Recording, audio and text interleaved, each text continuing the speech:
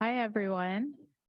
We are right on time. And so I just wanted to welcome everyone to the May 25th, 2023 Social Equity Working Group meeting. And I'm calling today's meeting to order at 10:01. And clerk, can you please confirm that we have quorum? Yes, we have a quorum.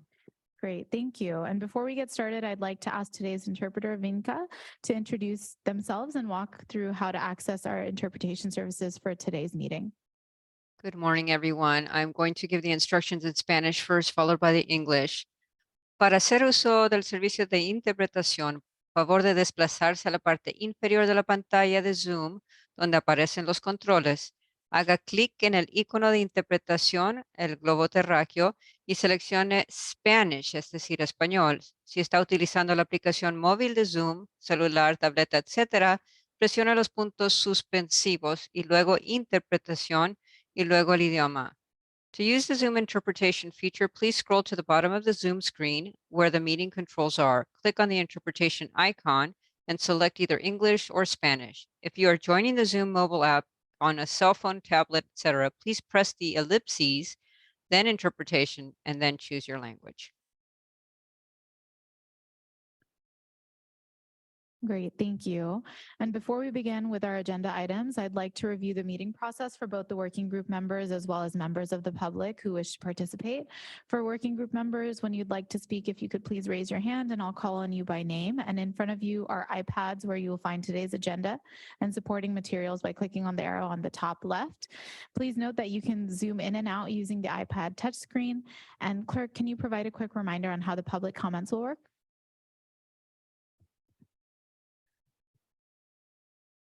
For members of the public who are here present and would like to speak on an item, please fill out a public comment slip before the start of that item and bring it to me. And if you are virtual and would like to speak on any item, please raise your hand when that item is called. And I will be calling public speakers in person first and then virtual by your name or number. Great, thanks, Tessa. And do any members of the working group have any questions on meeting procedures before we continue? All right, seeing none, we'll go ahead and begin our meeting with item 1. So if working group members would like to offer any comments or questions on items not on today's agenda, if you'd like to raise your hand at this time. Okay, seeing none as well. Do we have any comments from the public on items not on today's agenda, clerk? There are no public comments. Okay, great, thank you. So moving on to item number 2, we will proceed to approving the April 27th working group meeting minutes. And if the working group members would like to offer any comments or questions, we can raise our hands at this time. All right. I don't see anyone moving to raise their hand. So do we have any comments from the public? There are no public comments on this item. Okay, great. May I have a motion to approve? So moved. Omar All right. Calleros. Thank you, Omar. And then a second? I second the motion. Okay, so a motion by Omar, second by Faye. Those in favor, please raise your hand. All right. I think we had a unanimous vote, clerk. Okay, great. Moving on to the next item is going to be my report. And before I start that, I'd like to state for the record that I will have to leave for a work meeting prior to the end of the meeting. So when the time comes, I'll make a motion to appoint our staff liaison, Paula Zamudio, as the chair pro tem. So I'll go ahead into the report that we have. So I know that it's really exciting and we're happy to know that we have a Regional Plan 101 presentation scheduled with each of your organizations. The first took place Monday evening with Vista Community Collaborative. Tueri was able to present to more than 20 North County community members and City of Escondido and Vista staff members. There were a lot of good questions and I know staff is looking forward to the upcoming presentations. You all should have received the calendar invite for a special joint meeting with the SANDAG Board of Directors and the working group for Friday, June 9th. The Board of Directors has been hearing a series of presentations related to the different parts of the regional plan process, and we've been invited to take part in the special workshop that will focus on outreach and social equity. And the meeting will take place here, so easy to find in the boardroom, and we hope everyone will be able to attend. We will also keep our regularly scheduled social equity working group meeting on Thursday, June 22nd. So just want to thank you all for taking that extra time to be here in June. And then finally, thank you for all the great topic suggestions in the last several months. We will be sending out a survey in the next week with each of the items you've suggested so we can prioritize presentations in the coming months. So please be on the lookout for that. If you have any other additional comments or questions for the working group members, if you'd like to raise your hand at this time, we can definitely take those now. Okay, I'm not seeing any hands. So do we have any comments from the public, clerk? There are no public comments on this item. All right, thank you. We are moving right along. So we'll go ahead to our next item, which is the flexible fleets update. And so today we're going to change the order of a few of our agenda items due to the presenter's scheduling conflicts. So we will begin with item 5 on the flexible fleets update from April De Jesus of SANDAG and Sarah Pierce from the City of San Diego, who will present the final flexible fleet implementation strategic plan and flexible fleets bench and pilot project partnership updates. I'll go ahead and hand it over to April and Sarah. Thank you, Chair. As she said, my name is April De Jesus. I'm a mobility planner here at SANDAG, and I manage the Flexible Fleets pilot program. And good morning, everyone. Sarah Pierce, Senior Planner with the City of San Diego Sustainability and Mobility Department. So I know you guys have all been briefed on the regional plan, but just as a reminder, flexible fleets are one of the 5 big moves from our regional plan, and it's on-demand transportation solutions that connect and help us move throughout the region. So in December, we finalized the Flexible Fleets Implementation Strategic Plan, and we worked with several of our community-based organizations to identify a methodology and prioritization for implementing flexible fleets in our region. And if you haven't seen it, the final report is online, and I'm happy to share that several of these priority locations are moving forward with the next steps in some solutions. We've been working on a pilot that will be continuing in Oceanside for a neighborhood electric vehicle. Escondido is going to be submitting application to complete a community needs assessment with the clean mobility options. We're working with Barry at UCP to complete a phase 2 application for clean mobility options of a microtransit service in San Diego region. Several of the other local jurisdictions are also submitting a second application for the pilot operations in the region, and we are currently working on serving as an advisory role for any local jurisdictions that would like to implement our strategic plan. And so, although we are partnering with the City of San Diego and the City of Oceanside for these pilots, a lot of the local jurisdictions have taken initiative to apply themselves and leverage this strategic plan to help them compete better for pilot operation services. So I'm just happy to share that, and we're here to talk to you a little bit about what's next for our region as it relates to flexible fleets. So in order for San Diego to have a unified, seamless customer experience, we held a competitive procurement for flexible fleets providers so that when a person is using one of our flexible fleet services, they don't have to change different applications on their phone depending on where they're in the local jurisdiction. So we did a competitive procurement and negotiated different terms like data sharing and federal provisions as part of that. And we held on to availability for our local jurisdictions and nonprofits and partner agencies to utilize our bench to contract directly with service providers. And these are the categories that were bid, and we're currently finalizing the contracts with Lyft, for docked and dockless micromobility. So this is bike share, scooter share, Via for microtransit, Circuit for neighborhood electric vehicles, Lyft for ride hailing, and then Get Around for car share. And like I said earlier, the reason why we did this competitive procurement is because we want to have a seamless experience for our customers. We want to make it easy for our local jurisdictions to implement these new modes. And we're here to serve as an advisory role to help with any local jurisdictions who want to understand the concepts better or a better plan for our region as it relates to like data collection and analysis. So there are 3 pilot programs that SANDAG is partnered with that are coming soon, and we're here to provide you with updates on those pilot projects. The first is Pacific Beach Neighborhood Electric Vehicle, which is a follow-on strategy to our mobility hubs strategy for Midcoast. And then the second is Southeast San Diego. We've been partnering with the City of San Diego and Urban Collaborative to put together an application for pilot operations for a 4-year microtransit in Southeast San Diego. And then we've also partnered with the City of Oceanside for a neighborhood electric vehicle program, and that's set to launch this summer.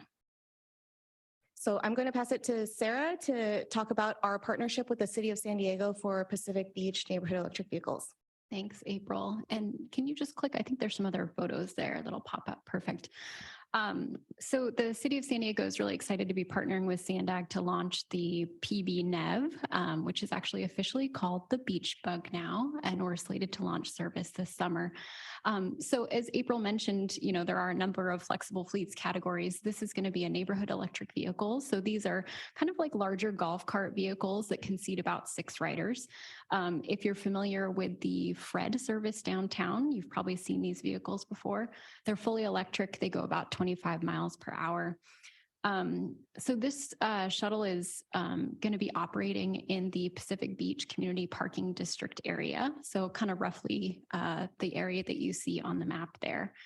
And as sort of a parallel effort going along with this, the city is working with the community parking district to install parking meters in areas that are currently 2-hour parking.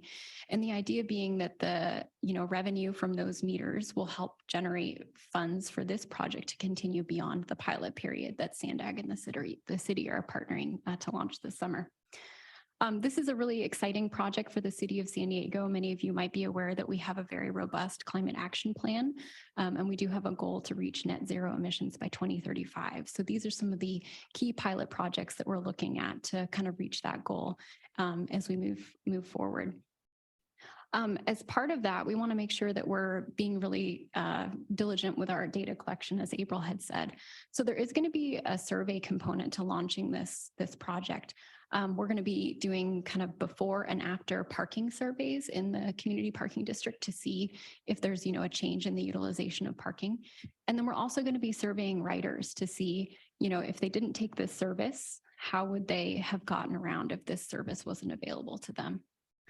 The cost of our pilot is about $500,000, but like I said, there could be additional funds coming forward to keep this pilot operating beyond its initial term. In terms of community outreach, you just saw a couple of pictures pop up on the screen of our folks tabling at the Pacific Beach Farmers Market. We've been going out there fairly regularly since beginning of March, I think, to get community feedback. We've got kind of a great large map. We've had folks putting dots on there, letting us know where would be a good spot for the shuttle to stop? Where would they be taking the shuttle to in the community? We've done a number of presentations to community planning groups. We've partnered with Discover Pacific Beach on a logo contest, and you see the little flyer there on the screen now. We had great submissions, I think I want to say between about 8 and 10. We have picked a winner, and we'll be launching that logo when the service launches this summer. In addition, we also did a social media naming competition. We had the community send us in name suggestions for the shuttle, and then we put those back out for a vote. And the winning vote by about, I think, four submissions was the Beach Bug. So that's going to be the name of this pilot once it launches this summer. And then we've also had a social pinpoint site with a map online and a survey online. So we've been gathering a lot of data from the community about where they would take the shuttle, how much they would be willing to pay if there was a fare introduced at some point, and how this could serve them in their community. In terms of kind of operations, we want to make sure that this shuttle is going to work for everyone in the community. So we've been working to create an operating plan to make sure that, it can serve the whole community. We're going to have about 4 vehicles for this initial launch. One of those is going to be a wheelchair accessible vehicle. And we're also looking into making sure that people can book the ride in an equitable way. So if you don't have a smartphone, you can't use the Circuit app. We're going to make sure that there's a phone number that you can call. We're also going to make sure that you can hail a ride and that the drivers can educate those folks who are hailing the ride on using that call center or using the app in the future to take the ride. We're going to start with a fairly expansive set of service hours. We're talking about 12 to 15 hours a day, just to really make sure that we can capture that commuting population and others who might want to take the shuttle service. And then from there, we'll kind of scale up or scale down those hours based on the ridership. So that's kind of the beauty of this being a pilot, is that we can kind of adjust things based on what the community is telling us what the ridership is like. So we're really excited about that aspect of things. I also want to mention that we've been coordinating with MTS on this project. We've had them at the table with us as we've been coordinating between our 2 agencies and then also with Circuit. We want to make sure that this is a complementary service to transit, that we're helping to get folks to that Balboa transit station, but that we're not stepping on any toes. And so we're thinking about that as we launch where these stops are going to be for this shuttle moving forward. In terms of next steps, we're just finalizing the city and the Circuit agreement. We're hoping to have that signed within the next couple of weeks here. We're really close to that. We'll be soft launching in June. So if you are in the Pacific Beach community in June, you might start seeing these shuttles in the area. And then we'll be fully launching the service in July of this year. So we're excited. We're getting really close to launch. And I know April and others will probably be back to report to this group on how things are going once we get that launched.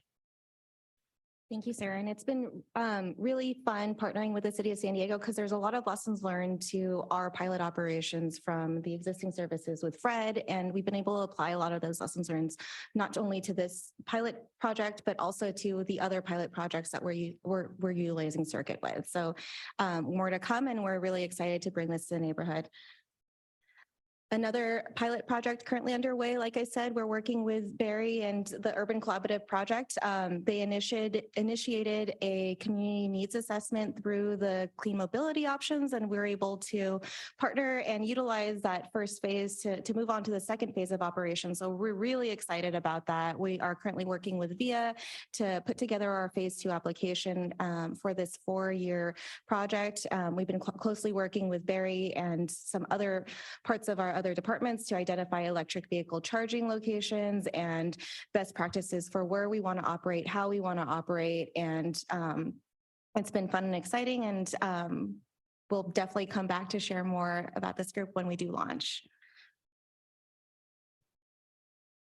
And then the third pilot project that we have partnered is the Oceanside Neighborhood Electric Vehicle. This is a continuation of service that started during COVID, and as a partner with SANDAG, we've been applying a social equity analysis and reaching out to the community, and we're actually extending the initial project area to the east side to make sure that we encourage residents and community members to access the neighborhood electric vehicle. And this is also a partnership with Visit Oceanside, which is one of the unique parts of this collaboration. When they launched the pilot last summer, there was a lot of interest from the tourism perspective, and Visit Oceanside wanted to partner with us and bring this neighborhood electric vehicle back. So Oceanside was one of the top tier locations identified in the FISP, and we're really excited to launch this service with a regional perspective of lessons learned of how we could apply some of the data concepts that and the partnerships that we're talking about to other areas in the region. And this one is also set to start this summer. So they just got approval from City Council last week, and they are finalizing negotiations with Circuit to start the service in about mid-June.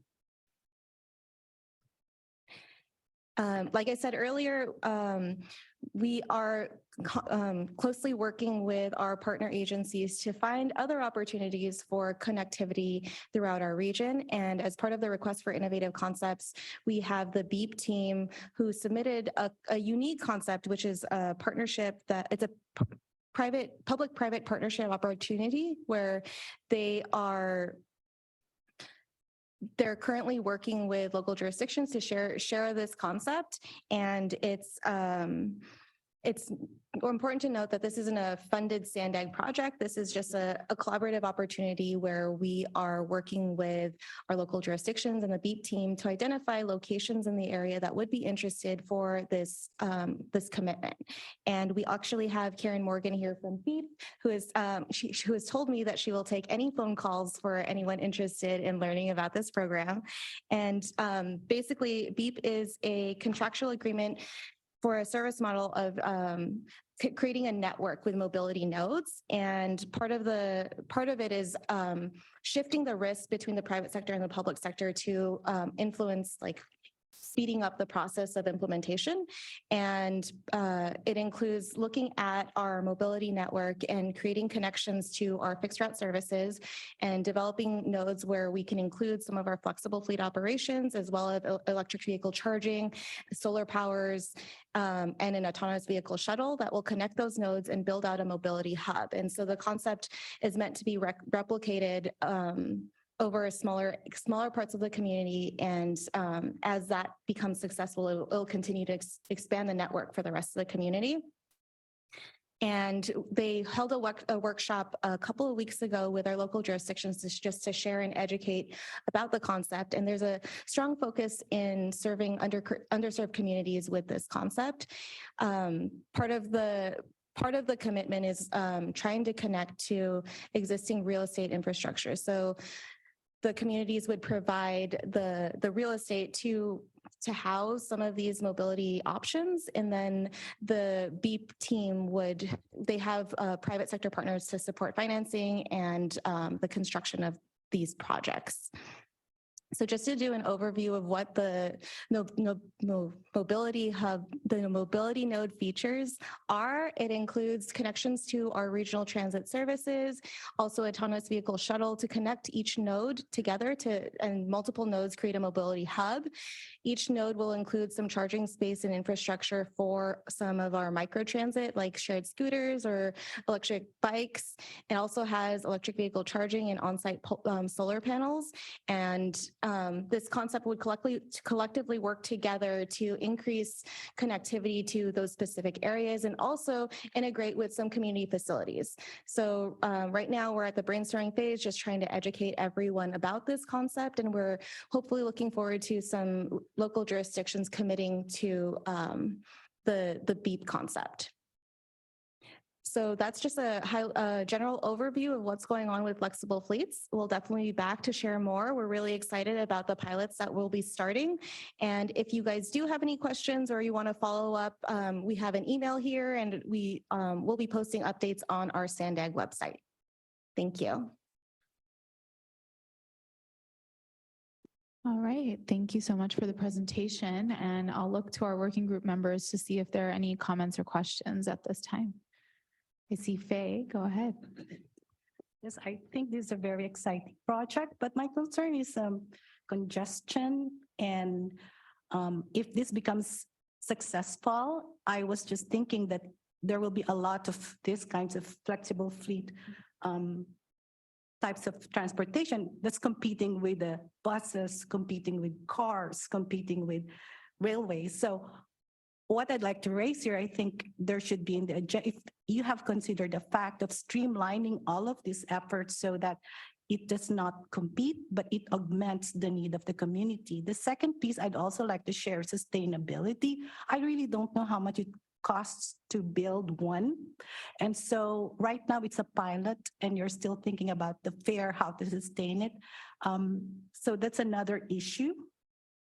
And then another thing too is like competition, as I said, with congestion, competition for space, that will be a problem as it begins to mushroom and we see all of these things moving around, and yet you're competing with bikes, you're competing with cars and Yeah. just those are just comments. Yeah. I appreciate those comments, and definitely that's something that we're looking into and why we are looking at this from a regional perspective, because we don't want all these companies to just spread it out and without us creating a structure around it. So with SANDAG being the lead on the pilot operations and collecting data and developing best practices for implementation, we're able to get ahead of that concept. And we really do want to complement our existing fixed route services to get people out of their single occupancy vehicles into the flexible fleets to serve that first mile, last mile to our fixed route transit. So that is why what we're focusing on in all of our pilot operations. And as we collect data and learn more from these pilots, we will be taking those best practices and trying to encourage other local jurisdictions to apply those same practices. I appreciate that comment. Great, thank you. And I know I saw Barry, and then I will go to Rosa next. Hi, good job, April. You're great to work with. I just wanted to share that with you and let everyone know you're doing a great job helping us through this, which is a lot of fun. But Sarah, I got just a general question from the city. So one of the things that we're trying to do in our pilot program is make sure that the riders and drivers of the vehicles are sort of local.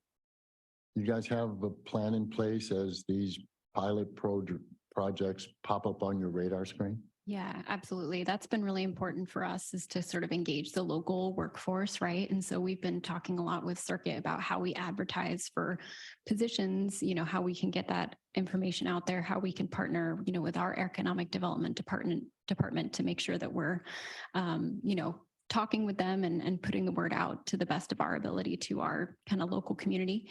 I would say part and parcel with that is the advertising component, right? So we've got a lot of local businesses. So we want to make sure also that we're reaching out to them. We've actually already had some great conversations with some local business owners in the Pacific Beach area to make sure that, these shuttles also serve them from an advertising perspective. So both parts we're really trying to push and work on. Yeah. Thanks for the question. Rosa? Thank you for the presentation. It's really good. I had a question regarding, I think I missed it, is that, if the person doesn't have the capability of using the app, there's going to be a way of connecting to these transportation modes? If you can explain that, please. So as a regional partner for all of these pilots, we wanted to make sure that there is equal access for all. And we included as part of our negotiations to have the regional call center for those who don't have capacity to upload the app and call a ride that way. So there will be a phone number available for rides throughout the region that are served by Circuit. Sure. Ariana? Hi, thank you for the presentation. I thought it was really cool.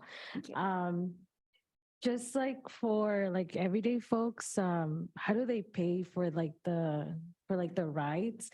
And also if folks are new to the area, or if they're working in the area, how do they find out about this program? If it's included during the planning when they Google Map it or go on MTS to use public transit, is that extra service included in that route, as an option?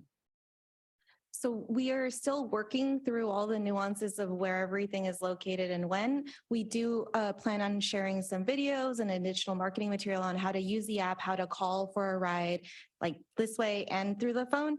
And then also right now, Circuit will be collecting fares for the neighborhood electric vehicles, and then VIA will be collecting fares through their app for the microtransit vehicles. We are working very closely with our transit operators to hopefully integrate with our Pronto card in the future. Currently, the technology is still working on it, but we are actively working with them to make sure that we do get there, because it really is important to create that seamless experience for the region. And then we're just working with our operators to identify the most effective ways for either collecting the fares or reducing the fares as our operation plans continue. Maybe just to add to that, I know one of the things that's been, I think, successful for us in launching the Pacific Beach shuttle is really getting out into the community and meeting the folks where they are. So those community meetings have been really valuable to have those conversations. The farmers market is where we're getting a lot of these questions like what you just asked. So we've been able to get some information out that way. We'll also be, as we get closer to launch, literally walking around with flyers to the local businesses in the Pacific Beach area, educating the folks, who own those businesses about advertising opportunities, but also, hey, can we leave a stack of flyers for you at your cash register? Can you help us get the word out about this program? So a lot of it is just, foot traffic and us being out there, having a presence in the community, as well as the information that we have on our websites. Thank you. And I think I saw Rose raise your hand. Yeah. Yes, thank you so much for the presentation. I also think this is a really cool project. And I just had a question in regards to the fares. Is it going to be more or less the same as the buses? Less because it's a bordered, area? Yeah, so right now for the Pacific Beach pilot project, we anticipate a fare of $2.50, and we anticipate having free rides to and from the Balboa Transit Station to encourage that connection to our Mid-Coast trolley. And then for Oceanside's neighborhood electric vehicle, they anticipate a $3 fare with a $6 cap. So basically, if you want to bring your entire family of 5 people, you pay a $6 cap. And this encourages shared rides. And just one other thing to add there is we're working closely with Circuit to make sure that we mirror the Youth Opportunity Pass. So if rides on transit are free for those under the age of 18 right now, for the Pacific Beach Shuttle, we want to mirror that if and when a fare is launched there, so that those rides will still be free for that group. Any other questions or comments? Yeah, Claire. Thank you for the presentation. I'm excited to see some more micro transit in our community. I was curious about the process for prioritizing communities. City Heights and Oceanside definitely, fall in like our social equity communities, and Pacific Beach, not so much. So I'm curious, like what, is it a matter of partnerships with cities? Is that what really moves forward these projects, or how can we as working group members help to encourage our jurisdictions to, move this forward if that's what a barrier might be?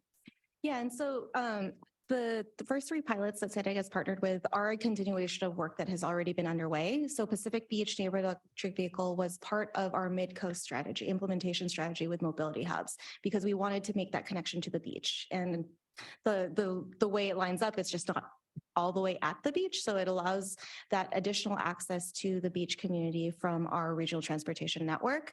Oceanside also is a continuation of a project that has happened. And then they were able to identify partners to find funding for that source too, which is helpful. And the reason why we have these pilots is so we can learn more of how to implement these pilots strategically and apply those throughout the region. We want to make sure that we are learning everything we can right now. So when we do pursue additional pilots as partners, or even make recommendations throughout the region, we have those, we figured out how to work through all of the requirements, whether it's a federal, local, state provisions, or just sharing those lessons learned. The partnership with Southeast San Diego, actually Barry is magical. He initiated the CTNA on his own, and they got that award, and they were able to compete better for the Clean Mobility Options project. So we really do encourage each of the local jurisdictions to take ownership and use our flexible fleet implementation strategy to leverage for more funding. And we will be there to support you as you're trying to pursue more funding as best as we can, as capacity allows. So most of the pilots that we have are just basically continuation of efforts, and we are continuously looking for other opportunities for the rest of our communities. Thank you. Any other questions or comments? Okay, I'm not seeing any, so I'll move on to public comments. Clerk, do we have any comments from the public at this time? Thank you, Chair. We have 2 public commenters, Craig Jones and Sasha Caswell. Craig, please go ahead.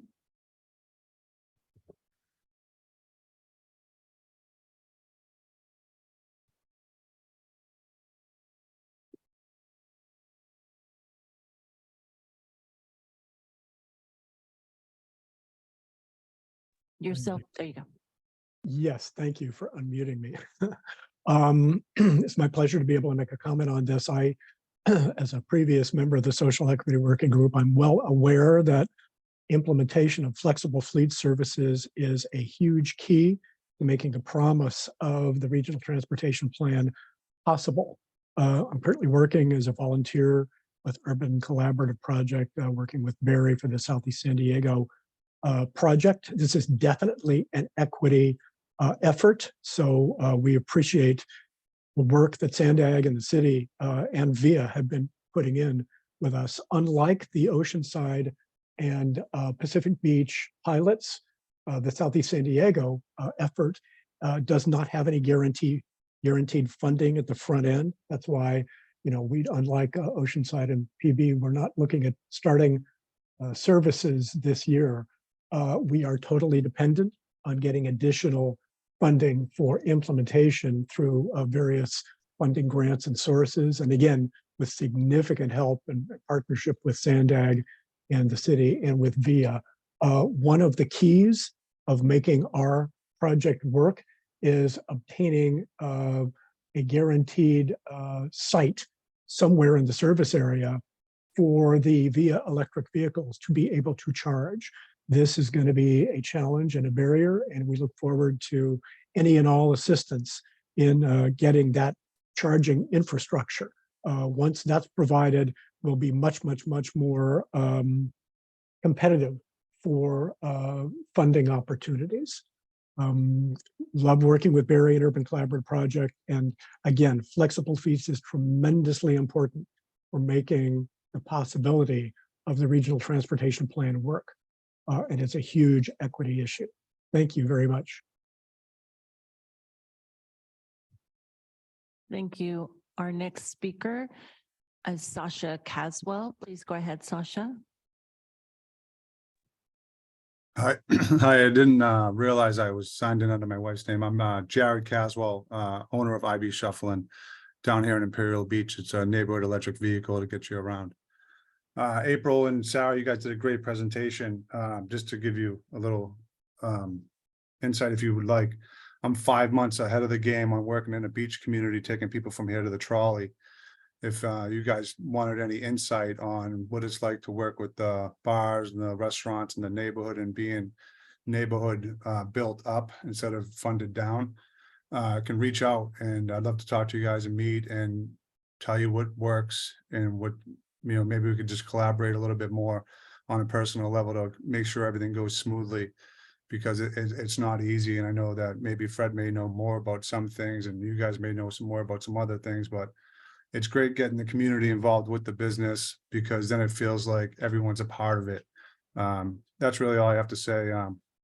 And Barry, Paul, you're a great guy. I met you at a different meeting, and I'm looking forward to seeing you again. You guys can shut me off and unmute me anytime you want. Thank you.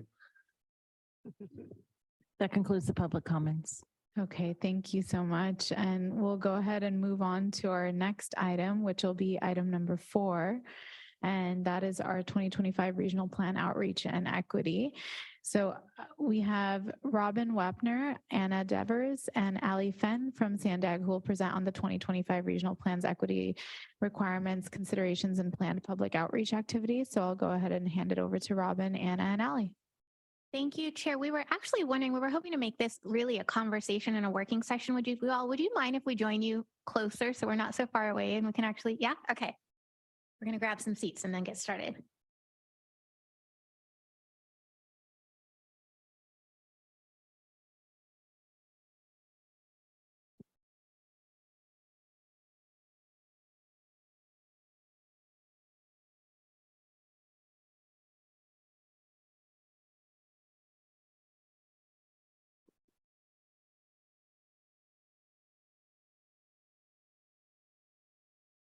Okay, thank you for the accommodation. It's nice to see you all. My name is Robin Wapner. I'm the Director of Public Affairs here at SANDAG, and I'm happy to be here with my team to talk to you again about outreach for the 2025 Regional Plan. This is something that we've been talking to you about a few times this year already, and we're getting ready. We're excited to be partnering with you on a joint meeting to go to the board in a couple of weeks. So I wanted to make sure that we touch base, share some thoughts, do some brainstorming, and then get ready for that conversation and more broadly for the work that is ahead of us this year.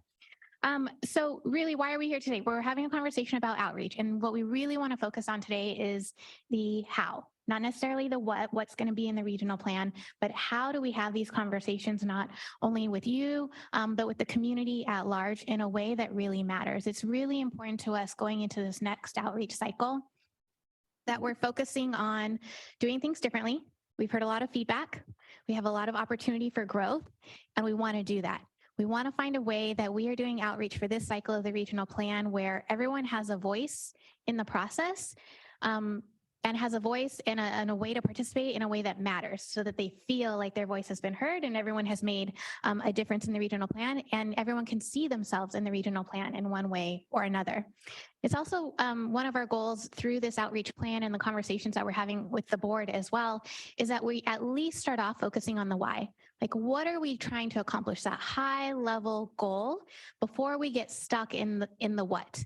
I want this, but first let's all agree on what are we trying to achieve together, because I do think that we can all start from the same place. And that's actually something that we're going to be talking to the board about tomorrow. If you're planning to attend, we're going to have a workshop with them where we really focus on what are our guiding principles? What are we trying to achieve? What's the overall goal that we can all support and come together? And then we can figure out the best way to get there in subsequent conversations. And then lastly, we've always really been focused on education, but what we're learning and what we want to make sure is coming through clearly in this outreach plan is educating the public not just on what is the regional plan, but what does it actually mean for all of us. And so really focusing on the person on the ground and what does implementation regional plan mean for you in your everyday life, not only you, but each one of us. What we're trying to remind the board is that we are all constituents in the region as well. We have a vested interest in the regional plan being successful and really representing what's good for all of the people. So really sort of humanizing the plan, the people that make the plan, and how we can make the plan as successful as possible for the region as a whole. What do I press? Okay, this one. Okay. So with that, just a quick little agenda for today. As we all know, the regional plan is not a static document. It's not a static thing. We are in a constant state of conversation and feedback loop. We're still talking about the 2021 plan, right? And we're getting started on the 2025 plan. So we just want to share with you some of the notes that we're going to be sharing with the board tomorrow, actually, on what we have heard and where we're not starting from the beginning. And we don't want people to feel like they've been talking and talking and talking at us and we haven't heard anything. We're not reinventing the wheel here. Then we're going to go over some of the work plan timelines so you can get a sense of sort of what we're up against for the next 6 to 8 months, and then get into the tactics. And we really have some pointed questions and want to hear from you on the best way to carry all of this out. So with that in mind, what we've heard from across the region, and again, this is not like a comprehensive list, but this is just meant to reflect the fact that we hear you and we're listening. And something else that we've also heard is sometimes people don't always hear everything that's on this list. And if you don't hear it, you don't think it's out there. So one thing that we're going to be doing this year is bringing slides like this regularly to the board so that they can hear what we are hearing, what you're hearing. And it's all reflected whether or not they happen to be in that town hall, at that table at a community event, or seeing the public comments that are coming in via email or not. So some of the main sort of high level themes that we've heard over the last, 12 to 18 months. The road usage charge. We know there's a lot of very strong feelings about that. Seems the consensus is that we want to find an alternative to that. We know that it's really important. We did a great job with the 5 big moves. We have a huge, great, tremendous strategy for the future. We have a great vision through the 5 big moves, but we really want projects now that can help us today. Traffic is today. Air quality matters today. And so what are the things that we're doing in the next 5 to 7 years that really are going to make a difference in our lives? Obviously, it's very important that we continue to deliver on our Transnet commitments. And so we want to make sure folks know what's going on when it comes to the Transnet program. We also recognize that one size does not fit all. It's important that we're listening to the different communities and providing options that can work for different neighborhoods and subregions throughout the county. Safety, equity, climate crisis, we can go through all of those, but these are just some of the high level themes that we've been hearing over the last 18 months. We expect to continue hearing about, and we want to make sure that we're just being transparent about that as we move forward. So as I mentioned, the work plan. Tomorrow, we're having the workshop with the board, and that's really meant to sort of frame this conversation going forward. One of the differences you're going to see in our engagement plan, I'll say from the board perspective and the public perspective, is we want to make it very collaborative. We're creating a lot of space, a lot of opportunities, a lot of conversations to make this an iterative process with our planning team. So the workshop tomorrow is meant to kick that off. We're talking about the vision, the goals, and the guiding principles. We've got the workshop in a couple of weeks that I mentioned that's going to be focused on equity and outreach, and also starting conversations about funding. So we're going to be doing a lot of workshops with the board on 101 education.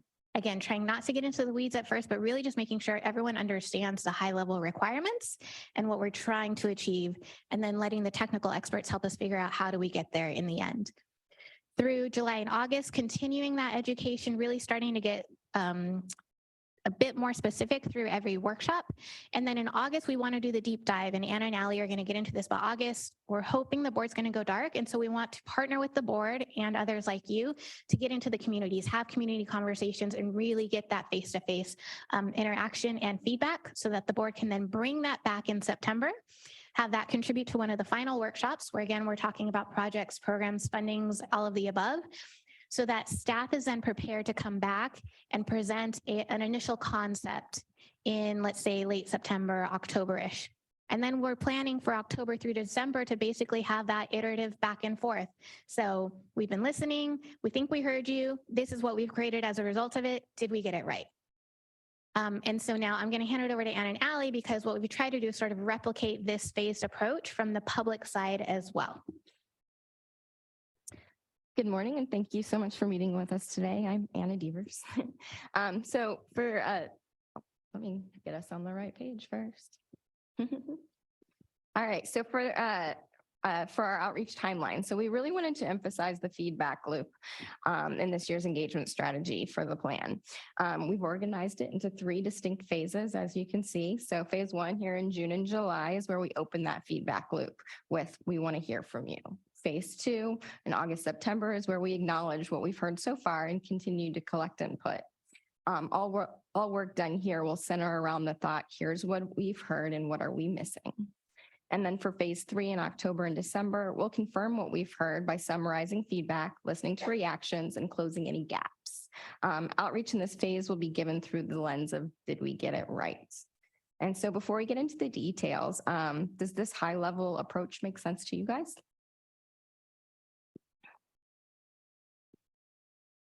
Any thoughts? Barry?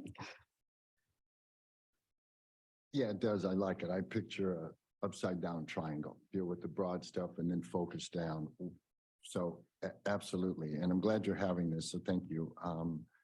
Got some questions. I'm not sure if it's now, but so far so good. I want to make sure in the planning and preparation that the equity lens is used as well. Right now, I'm going to define that as I see it. The communities that need it the most gets most of it. So as you have, I know I'm preaching to the choir. No. When you say it, do you mean outreach? What is it? I mean the whole process of the 2021 plan as it is getting developed, as we start planning and preparing for it. Mm-hmm.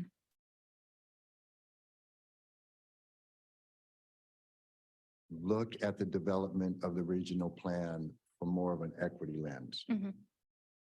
I think that's the message that would certainly benefit all of the communities sitting at this table, right? And I haven't seen it yet, nor have I seen it in past regional plans. So I will be that squeaky wheel, okay? But I think that if we started at the planning process of looking at it from, and I'm not talking about a low level, I'm saying all throughout the plan, right? So that's my 2 cents.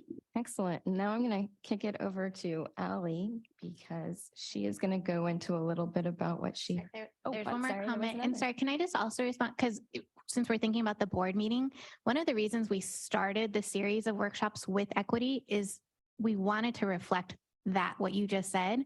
So, I mean, offline, we can think about how we're going to put our presentation together and have that conversation with the board, but that really is what we're trying to demonstrate to the board and to everyone, is that we wanted to lead with equity, not have it be the workshop at the end where we're like, did we do it right? Yeah. Hi, thank you. I also wanted to add to Barry's comments in that I think it's important in specific communities that have seen historical disinvestment, that there may be a need to go back, right? So I think we just have to make sure that it's not a one and done kind of outreach timeline, and if modifications need to happen to where maybe we should come back one more time in a certain community in a different space, especially because if mobility is a problem in a certain part, a certain community, having one conversation in one space and another in a different space that makes it easier to walk to should be something that is part of the conversation and part of the thinking. Yeah, and so we hope you guys will see that reflected in the tactics we're going to go over today. So yeah, thank you for bringing that up. Yeah, and we do hope to, bring those communities back into the conversation through each of the phases. Yeah. Can we do the next slide? Sure. I think Faye Faye had a question, comment. I'd also like to I'd also like to add to what they said, that the community would also like a report so that we see the result of this workshops, because you shouldn't be isolating yourself. You should also be sharing with us what happened to the inputs that we gave. Because what happens typically is that they collect so much from the community, but we don't hear back from the solicitors. And I think it's a big disrespect for the community not to hear back. Yeah, and definitely you'll see that reflected in our plan. So I'm glad that you mentioned that. Rosa? Hi. Yeah, I agree with everybody. So I'm not sure on the verbiage, maybe because we're making an assumption that the equity part is in there. So maybe you can maybe reword it so we capture that, the word in there or something, that it's equitable as well. So, because if you go back to the first part, the planning, because it just says the planning, but planning and preparing is so similar that they can put in the word, the equitable, so that we know that it's captured everybody. Maybe to add that to it too. Thank you. Cool. Yeah, for people that don't know me, I'm Allie. I know a lot of you guys. Good to see you, not on Zoom. Yeah, so we had come to the outreach team for the Social Equity Working Group earlier this year just to get some feedback about what happened in 2021. So we're not recreating this definition of insanity, doing the same thing over and over again, right? And so we heard from your organizations, right, that we liked that we were getting the community educated about regional planning, that we were collaborating with you guys, that you guys were able to assess the community's needs and transmit the community's voice to the board of directors. We liked the swag, and that you guys were in the loop in terms of like closing that feedback loop. But we did hear that you guys wanted to see more of a presence of either SANDAG or people, on behalf of SANDAG tabling at existing community events rather than like only having SANDAG specific events, and more presentations at like town councils or other recurring CBO meetings. We heard that like the messaging was a little too SANDAG centric, maybe featured like a lot of political folks as opposed to community members, and that we should be reaching out to more grassroots contracts, people that have networks in the community to spread the message about the regional plan and how people can provide feedback, and kind of consulting you guys about where we're going to have meetings if we are going to have a SANDAG specific meeting that's not a pop-up at an existing community event. And we also heard that you guys did want to have the public a lot more aware of what's happening in the feedback loop, as opposed to it just being like people that are in the know when it comes to SANDAG things. So we since then have kind of shifted our focus of what we're doing on social media to be in our planning like a lot more community member centric. So and Anna will go over that and what's happening with phase one. We're going to be only asking for feedback that we know is going to be used. We're going to be closing the feedback loop with a lot wider audience. And you'll see that outlined in the phases that we're going to go over. We started that shared document where CBOs can add community events that they think would be good for us to pop up at. So if people keep continuing to add to those, we'd love to attend those events. Yeah, so I think we'll get into what's going on in phase one so you guys can hear about that and give us your opinions. And if you guys see kind of the tactics that are outlined in these various phases, it might look pretty, but don't worry, we're still asking you guys, what's missing. This is definitely not completely cooked, so don't be alarmed. Yeah, go ahead, Anna, with the phase one. All right. All right, phase one. So for this initial round of outreach, we're using a number of tactics to reach our communities, and we definitely want to hear your thoughts on that. So first and foremost, we'll be tabling at existing community events all over the region with a particular emphasis in underrepresented areas so we can meet people where they are. And we'll be using interactive activities to get folks involved and collect feedback. We'll be talking to the CBO outreach group to help identify those events like Ali just talked about. And we hope to empower those CBOs to host a few of these tabling events of their own. We're also taking feedback from last time to heart with our approach to social media. We want to empower community members as the experts of their own transportation experience by putting them at the center of it. While also making the connection between the regional plan projects and the people they serve. We read a report that came out of MTS's social equity listening tour, and that really emphasized this technique. So we wanted to make sure to include it. And of course, we'll continue to provide educational posts that answer questions like, what is a regional plan and why should I care about it? We'll also provide email updates to share news and opportunities to participate and provide feedback. Our roadshow presentation will provide awareness and education in existing meeting structures around the region that have their own audience. These presentations will provide some background information on SANDAG, the regional plan process, our timeline, how to participate, and also offer Q&A. We're also going to host a region-wide virtual public meeting. That's going to actually be in very much the same format, but it's going to be online to cast a wider net and capture the event in a shareable format, so we can actually share that recording over and over again. And again, that'll focus on SANDAG, the regional plan basics, milestones, upcoming opportunities, and Q&A to capture early feedback. Our online mapping tool will help us collect feedback on needed projects, gaps in the system, and barriers for using things like transit and biking. And we'll lean on community leaders and CBOs to help get the word out about this, as well as the virtual public meeting. Our answer to the online mapping tool in person is a mobile mapping vision lab that takes that mapping initiative offline and on the road to gather feedback from people that either aren't online or are less tech savvy. That way they can have a similar mapping experience and still provide the same feedback to us. We plan on inviting CBOs to help with this activity as well, which could be integrated into your regular scheduled community events and activities, or taken out to another community event. One thing we're struggling with that one is a name, Mobile Mapping Vision Lab. Do you think that describes it well? And do you have any other thoughts on that? I'll go ahead and actually ask a couple of questions up front, so maybe one of them will resonate more with you. Another question we had is about balancing our virtual public meeting with in-person opportunities. I shared we had the presentation roadshow, which is a boiled down version of that same presentation that will be shared at the public meeting. And then later in phase two, which Ali will talk about, we'll have some town hall style meetings that will be in person. And we basically just wanted to ask if you think that's a pretty good balance of both in-person and virtual opportunities, and if we were missing anything else in this phase.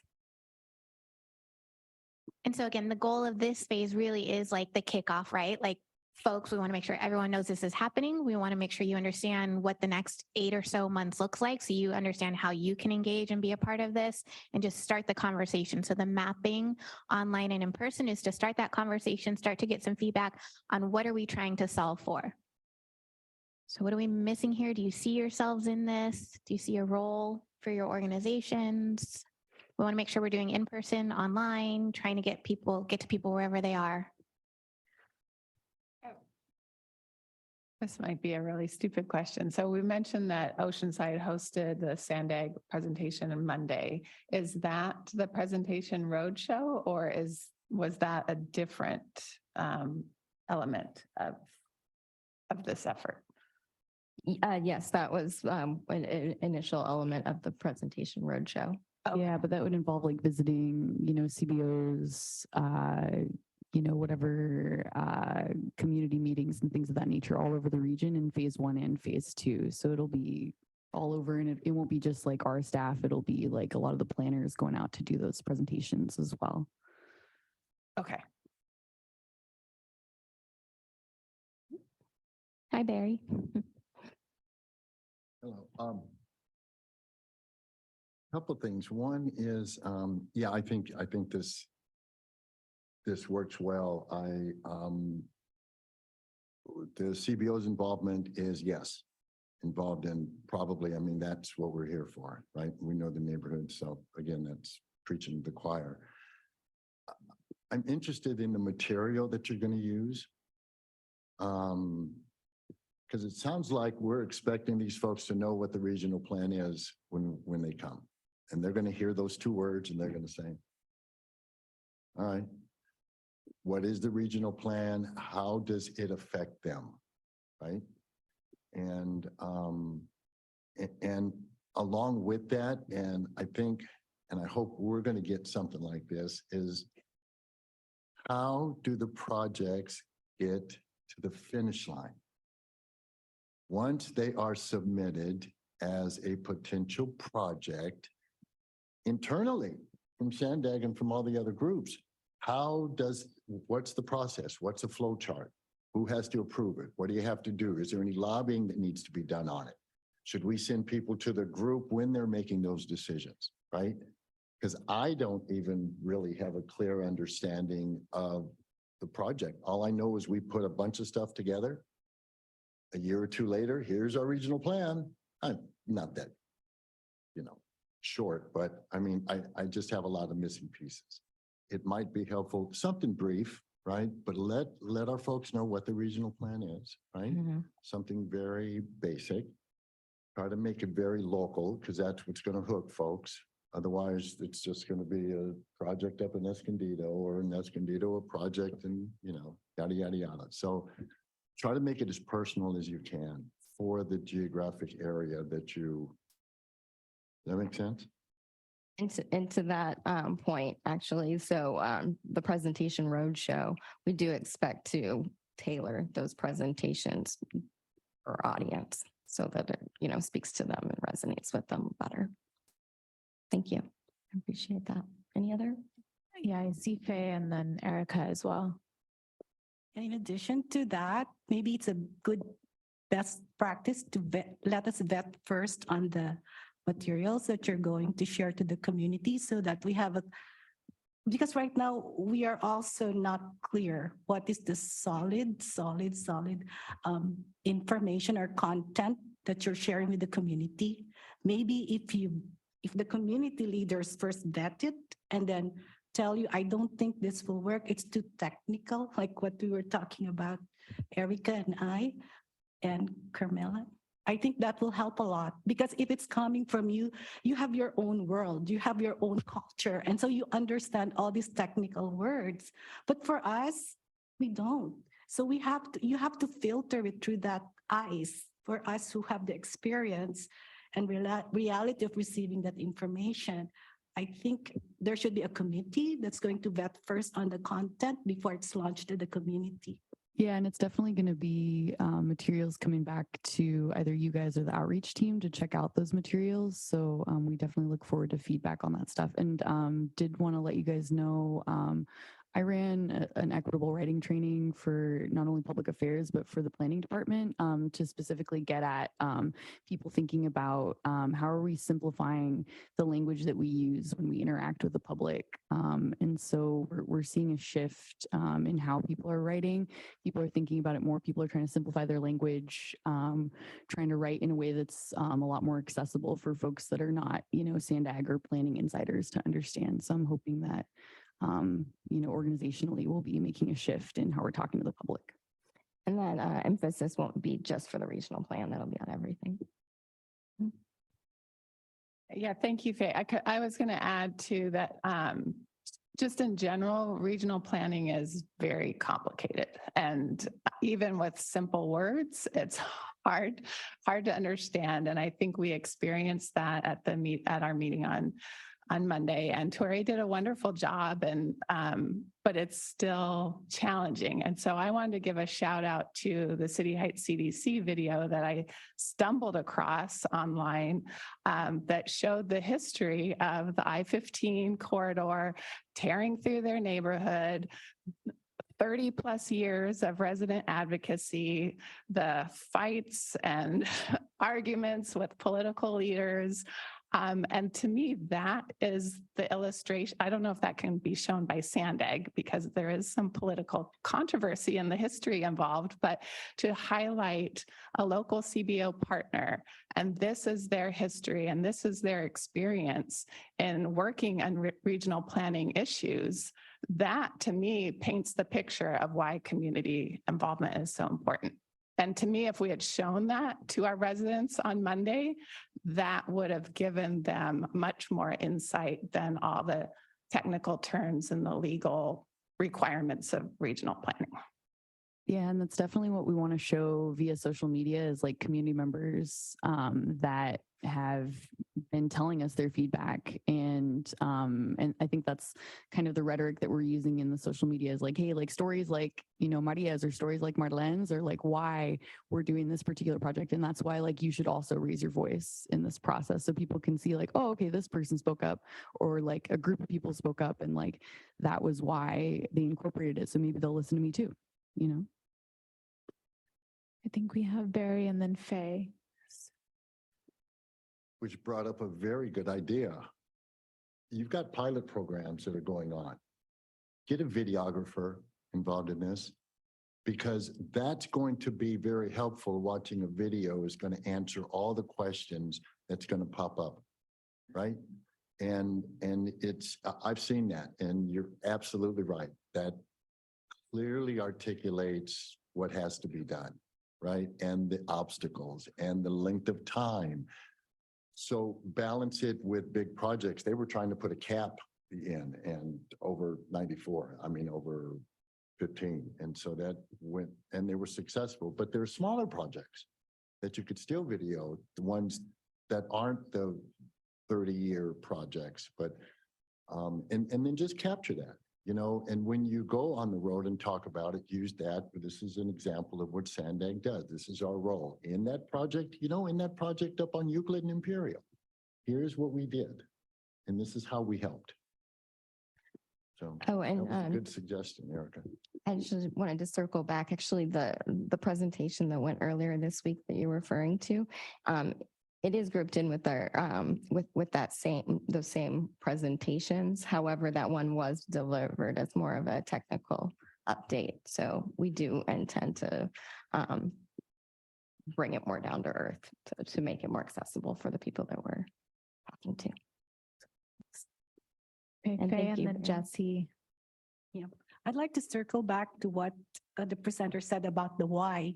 Why are we really doing this? We want to get meaningful input from our community, because if you just share technical things to them, it will just go away, or they may superficially give you input that may not really pertain to them, but something that you would like to hear.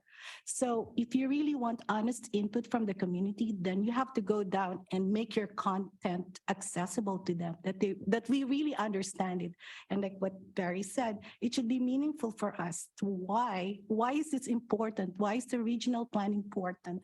And I think we need to reshape the content of the presentation and frame it so that the community understands it. So there'll be a lot of graphics, video, and more engaging conversation with them. Earlier it was mentioned that City Heights CDC video. Quickly, a couple of things I want to thank you for sharing that. And also, City Heights CDC actually released another video today called the People Power Mobility, kind of highlighting the last 10 years of advocacy work. So I'll share with you all. So think things like that are important to kind of show different community members how them being in the conversation can really change their communities.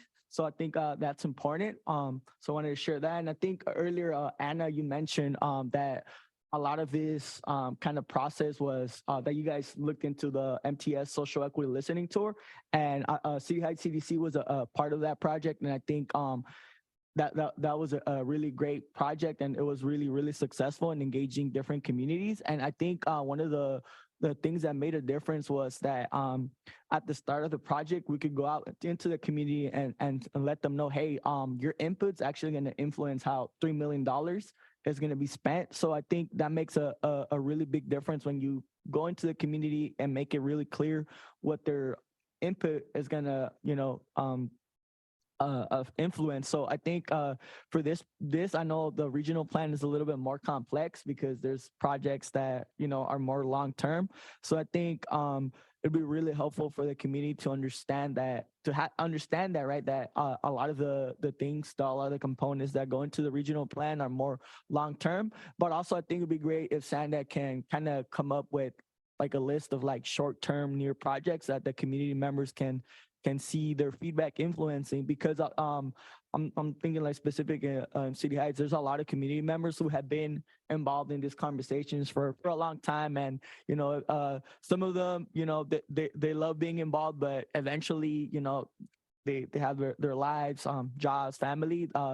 There comes a point where they get like planning fatigue and they like disconnect from these conversations. So we want to make sure that we avoid that. And I think by letting them know, hey, what you share with us is going to influence X, Y, Z within the next 2-3 years or something like that, will come a long way. So, yeah. Awesome. Thank you. Anyone else? Okay. Oh, yeah, Claire, go ahead. Thank you. Thanks for sharing all this information. I would echo what everyone has said. I think it's really important that we tailor whatever information is going out to our communities for our communities. So maybe it's co-developing presentations with the CBOs who you're going to work with to share those presentations. Another kind of thought or question I have, and I don't know if this is the right place for it, but it is, really making sure that local jurisdictions are also bought into this process. I think we've seen times where, our community is saying one thing and then, leadership is making other decisions. So then our community feels less inclined, right, to be a part of the process of sharing input. So, just as we're thinking about, community input and like sharing about the regional plan, how are we making sure that our elected officials are also, bought into the process and aware of what communities really are asking for. Yeah, and maybe update you guys about like what we're hearing from the jurisdictions to be like, hey, like, we're going to need some people to get loud about this because, your representative disagrees. And like, if you want to change their mind, come make a public comment at X meeting, Yeah. I think it also might be a really interesting question to ask the board on June 9th. How do we work with you to make sure that what's happening here in the boardroom reflects what we're hearing on the ground in your communities? It'd be a really interesting conversation with them. Okay, do we want to run through the last two phases? Because I know we want to get feedback. All right, go ahead, Allie. Yeah, and just to like provide some background for folks that don't know me, during the 2021 regional planning process, I was working for EHC as a community organizer. And so I saw kind of what was happening in terms of what you're saying as far as like materials and accessibility and like trying to explain the regional plan to community members in English and Spanish, right?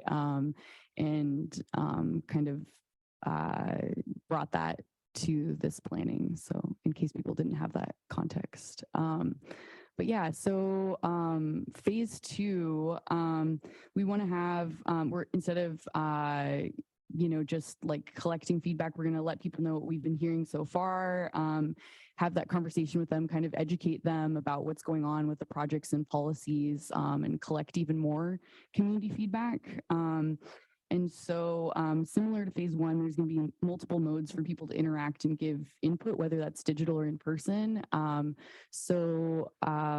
be, continuing to pop up at community events, social media, with a different call to action, right? Because in phase one, maybe on social media, we're showing people like, hey, this is a community member who's made a difference. You can be like them by giving your feedback, and that would drive them to the online mapping tool in phase one. But then in phase two, right, we'll be driving them to this online survey, which is going to be happening then. And then in terms of, the presentation roadshow, that's going to continue. I like what you guys said about like trying to tailor those presentations depending on who our audience is, and collaborating with whoever it is that invited us to those meetings to do a vibe check on those presentations. Definitely sounds like a good idea.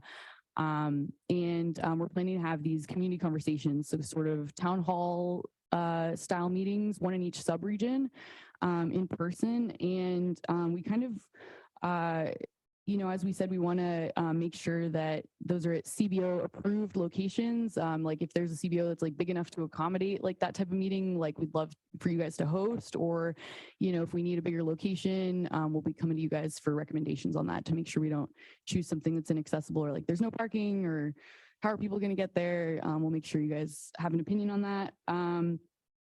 We want to make sure, there's interpretation depending on where we are in a particular subregion based on request. We even have an ESL interpreter on call now, which is cool. And we want to give people multiple formats to give input. So we don't want to just PowerPoint people to death. We want to make sure, there's like small groups where people can speak with like different SANDAG staff there to like collect people's feedback. We want people to either be able to, maybe write things or maybe submit a voice recording, or for people to, put stickers on things because we know there are different types of learners, right? And we'll be coming to you guys to get your feedback on how we're planning those community conversations.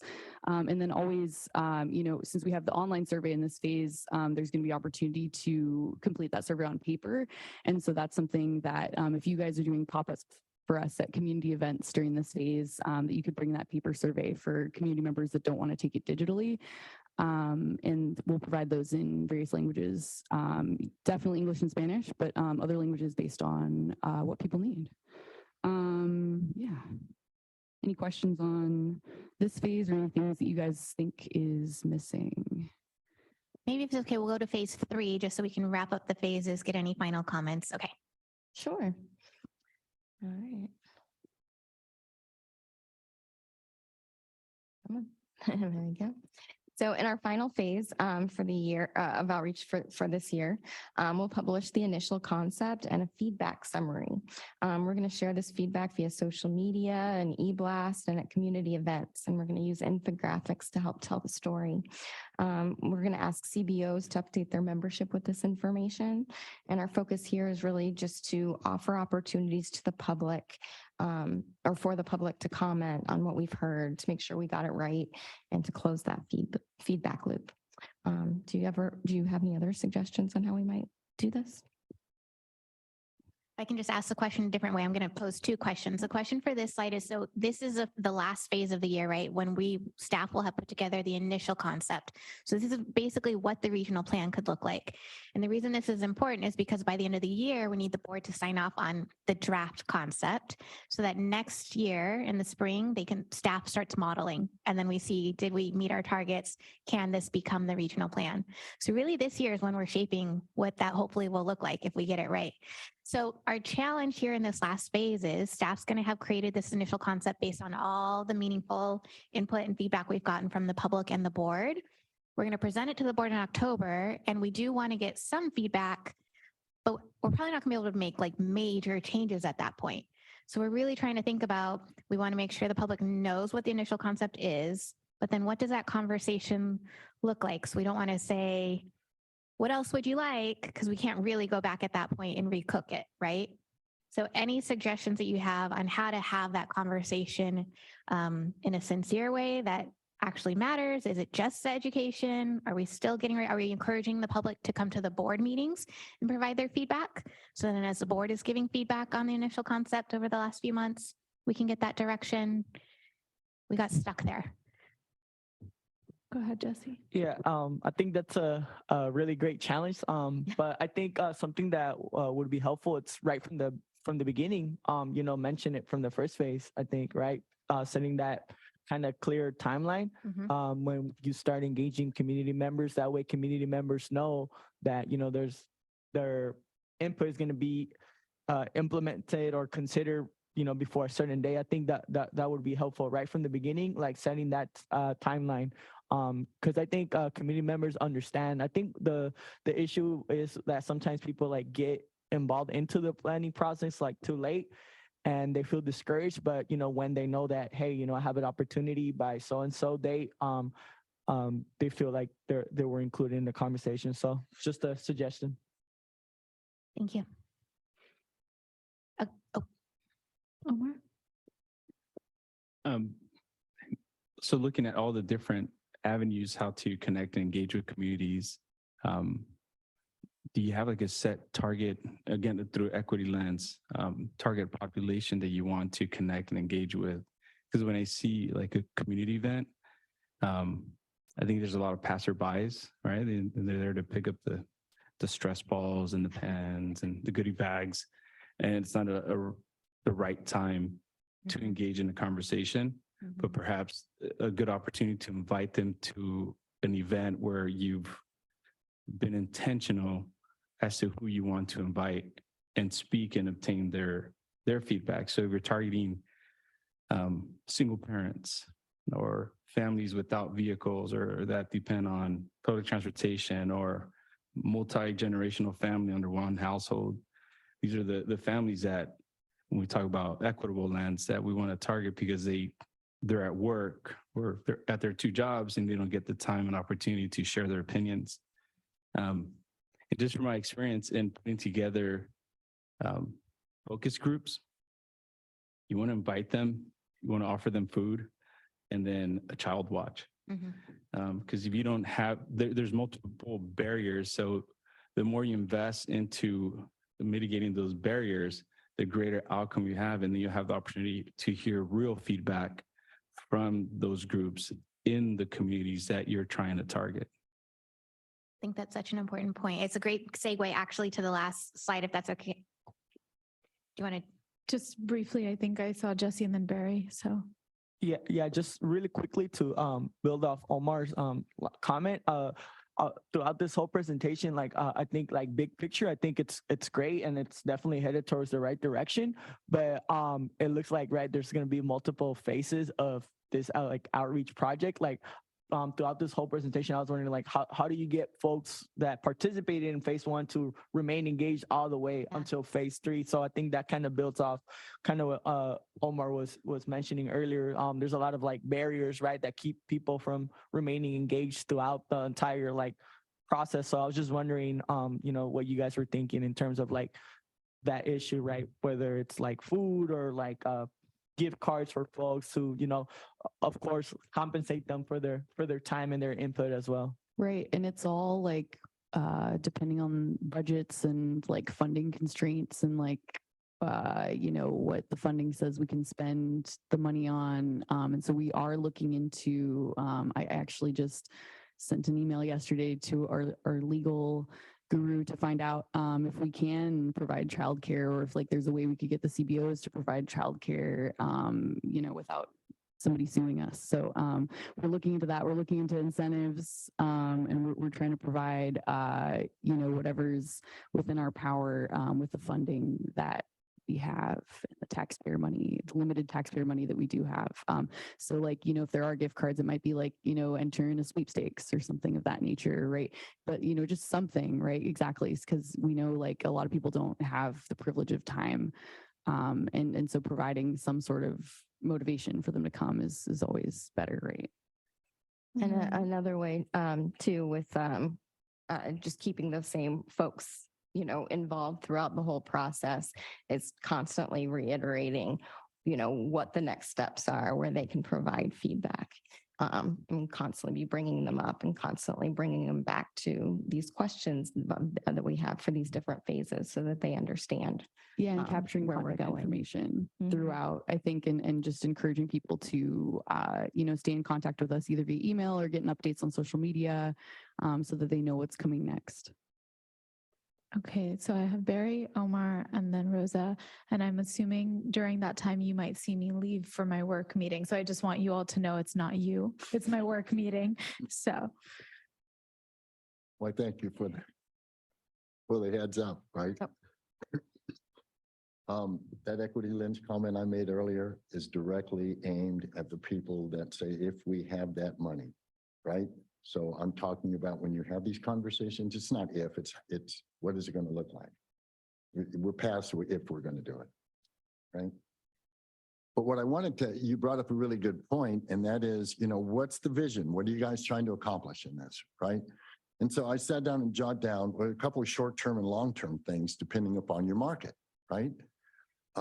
I foresee, for instance, in the presentations you make, have a couple of 4 consistent themes. Education, what SANDAG is, reminding them of it, that kind of thing.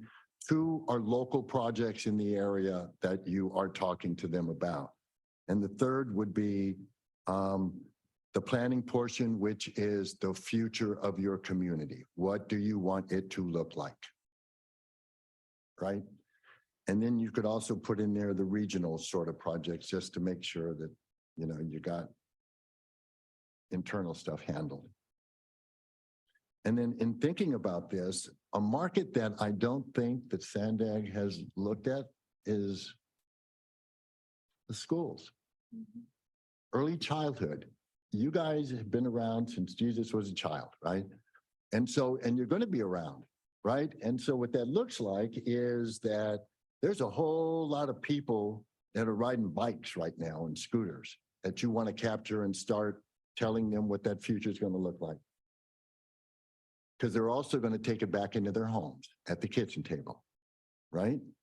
And so putting X amount of 1%, 2% in the budget for that long-term sort of target area is going to pay off tremendously.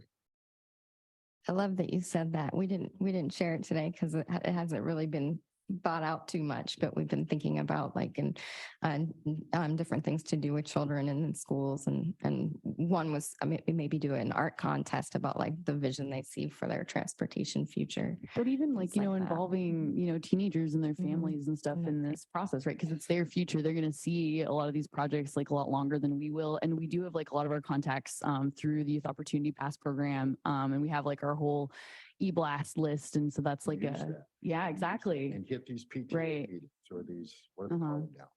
Cluster meetings? But yeah, definitely through schools, we'll be able to, reach out to those folks and let them know about opportunities for families or even older teenagers that might care to opine in this process. So yeah. Were there any other? Erica? we had Omar and then Rosa. Actually, Barry just took the words right out of my mouth. Working for school district, that's what I was going to highlight, because somebody mentioned space and location, and you do have a captive audience, you have parents, they do have space, and schools are spread out in a way that they serve certain areas in the city or in the community. So you can look at a school or LEA layout and pick your areas and your target areas and work with the school sites, and they can help you connect with the community. They also have the ability to send out information to all of their students, families. They have billboards. They're a great way to have a call to action and have the community participate. I think it's a really important conversation we'd love to have with you offline. It's a new community that Allie's done a lot of work with them on the Youth Opportunity Pass for Bike Anywhere Day. We're doing it as well. But to us, it's we don't even know how to start to talk to all of the schools. So I'm glad to know that we have an expert that can help us figure out how to plug in. Well, almost every district has a community engagement specialist. And so yeah, they're your first resource. Fantastic. I think we had Rosa and then Jose. Yeah, thank you, Barry, for all that information. I had that on my list too, and I also had outreach to college students as well. because they're the next generation that go out there. And students and, even the adult classes, sometimes you can reach out. So what I wanted to find out too is on your community workshops, do you have a list of the community workshops that you're going to be attending? Because I know the summer's coming up, so a lot of the cities have a lot of events. So maybe you could start hitting those and put a list so this, we could see if the CPOs, or we could join you, or, figure out how we can get partner together. I think you just mentioned also about the college, students. I think that's a really great opportunity, an audience that, can really help us in getting the message. But I really also appreciate, bringing up the schools, because that's a community hub. And as I was kind of looking at the strategies, just a reminder that also like technology is kind of also can be a potential challenge, so many of the methods to reach were technology based. So just as a reminder that also, when planning, also trying to see how we can make those face-to-face interactions more robust, and how can we connect with those folks. A lot of folks are, they still, we saw it during COVID that it's technology can be a big challenge. So just a reminder that, not leaning too much, not just on those technology, strategies. Right. And I think throughout, if you go back and look, there's like a digital component and there's like an analog version of it. So like the online mapping tool has like an analog component that people can take out to like physically talk to people with like a mapping tool that's like, on a poster board, right? Or the survey that's digital is also paper, so people can take it out to events. We got a virtual meeting. We also got like in-person meetings where we can talk to people sub-regionally. So thank you. I think that's very important. Erica? I had two things pop into my head and I have to remember them. One was from our meeting on Monday. The other comment I wanted to make from your outreach is to make sure that you are offering the channels to follow up with comments that don't relate to SANDAG, because a lot of comments you might get are, I want a bench at this bus stop, or why don't I have lighting here? And so rather than say, oh, well, we're talking about regional planning, which is longer term, and that doesn't fit, have a way that you acknowledge their comments and commit to sharing them with the appropriate agencies that could use community input. And the second thing that came up in my head for events is the county just released their movies in the park schedule for the summer. So that was 2 pages of outdoor movies in the park all over the county. And that might be a good opportunity to do some pop-up events and outreach, because tons of families, I'm sure, will be going to those. I don't know they're probably not bilingual though. They're probably all English movies. That would be something to look into. Yeah, we anticipated what you were talking about, particularly with the mapping projects. We might get a lot of feedback that might not be so relevant for SANDAG specifically. And we've talked about closing the feedback loop by sharing that information with the jurisdictions themselves. Yeah, and I think historically we've really gone above and beyond. I think people have come back to SANDAG and said, hey, that person was like super helpful and like connected me with somebody at the city that could do the thing that I wanted to do. So when people are barking up the wrong tree, we try to send them to the correct tree. So don't worry, we'll definitely do that. Any other comments from members? Yeah, Claire. Thank you. I also really echo the schools. That's a huge opportunity. We kind of already talked about this, but I kind of want to go back to the importance of the education piece and like why this matters, and making sure we're also talking about climate change and like how our regional plan, one of the goals of the plan is to mitigate and hopefully reverse some of the impacts of climate change, and then how that directly affects our communities. So like National City, for instance, we have one of the highest pollution rates in the state, and that's directly affecting our kids who have higher rates of asthma. And then so really making sure we're connecting these dots, and then like what the impact of an individual is to make individual changes alongside these regional shifts that we're working on, so that folks, really can make a difference with both their behaviors, but also by engaging in this process. So I just want to make sure we don't forget to talk about like the climate change piece and how like really relevant that is right now. Yeah, and definitely I think it'll depend on where we are and at which event, like the why of like why this matters, right? Because there might be some parts of the region that maybe don't believe in climate change. So maybe we don't focus on it there, you know, right? But we can be like, you know, we have these state mandates to reduce pollution, and we'll talk about it that way, you know, because nobody can really argue with clean air, right? You know, so it might be just a matter of tailoring it, definitely, but good point. People got to know why. Okay, other thoughts? What she just mentioned is one of those similarities. For instance, in underserved communities, believe me, they will appreciate the fact that all of us suffer from, you know, the heat index, the decarb problem, the lack of trees, the lack of this, the lack of that. So when I talk about making it local, that's one of the areas that you can just automatically assume that, hey, you know, if you're an underserved community, you're gonna have this, this, and this. Because the only thing that's different is who's living there.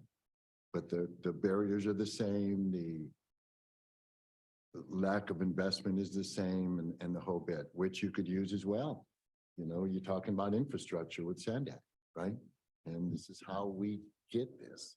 Right. That's why it's going to be important to make it clearer, the process. Yeah. You know, that's. Other thoughts before we get your opinion on this last bit? Okay, awesome. So, you know, throughout this process, right, when we're doing pop-ups at community events, you know, we want to meet people where they are. We want to make sure every corner of the region has a voice in this plan. We want to make an extra effort, you know, on those in-person events to attend community events in neighborhoods of the region that historically have been underserved, underrepresented, right? So whenever we have these like more analog components of feedback collection that we're specifically targeting the communities that, you know, are going to be less likely to have our online outreach reach them, right? And we know we want to visit every subregion at least once in each phase, but then we're also considering using population counts to tell us how many additional events that we should do in each subregion.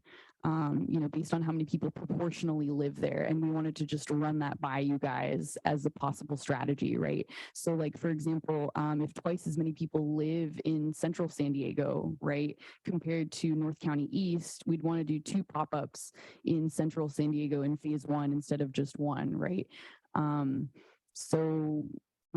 Our question was, do you guys agree with that approach of approaching this, you know, based on like how many people like proportionally there are in each region, and like add more events if there's more people in that particular subregion? And if so, since you mentioned that like underserved communities, you know, are similar in different parts of the region, I know we have on this particular group, we might have more subregions represented than others, right? We have more people represented on this group, more orgs in South Suburban and in Central San Diego.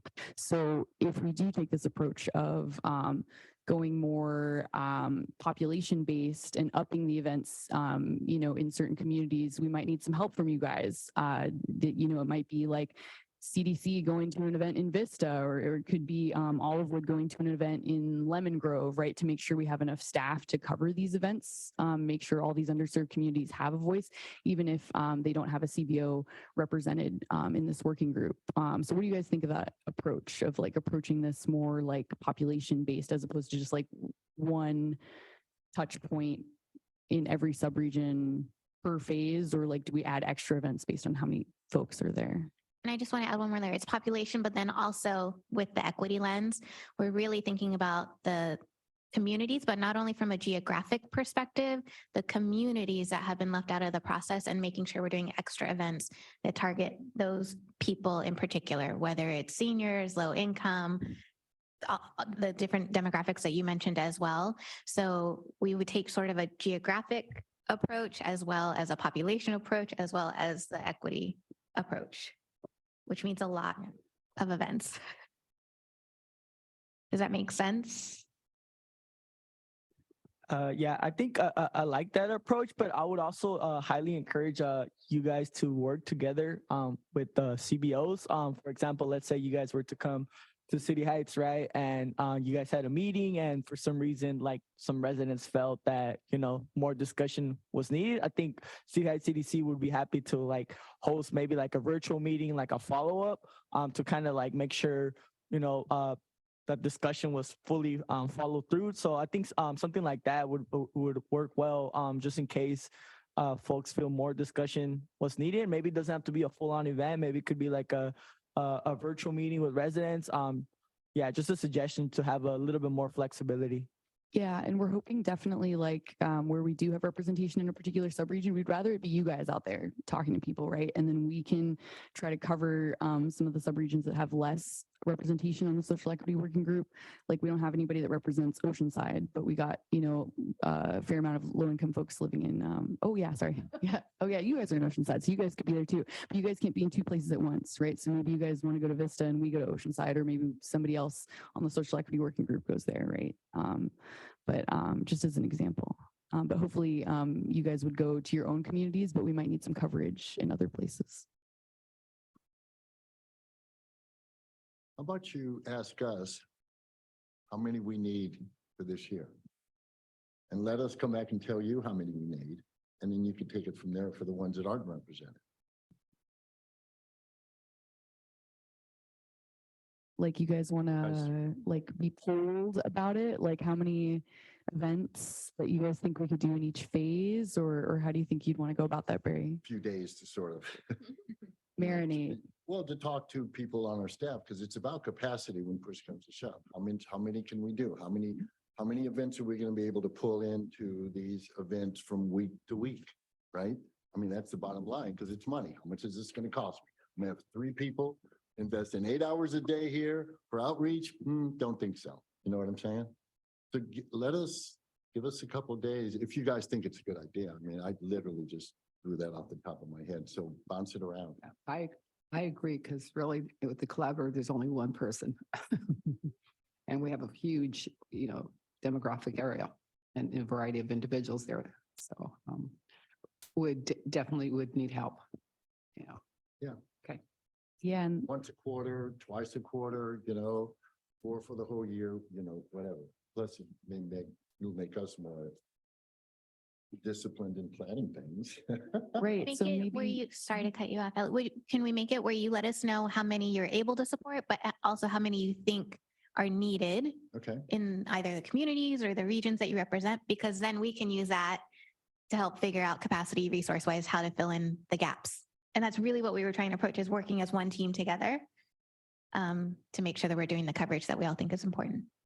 But yeah, just knowing your capacity is going to be important. So like when you guys get these slides after this meeting, right, looking at the phases of like what are the months that phase 1 is happening? What are the months that phase 2 is happening?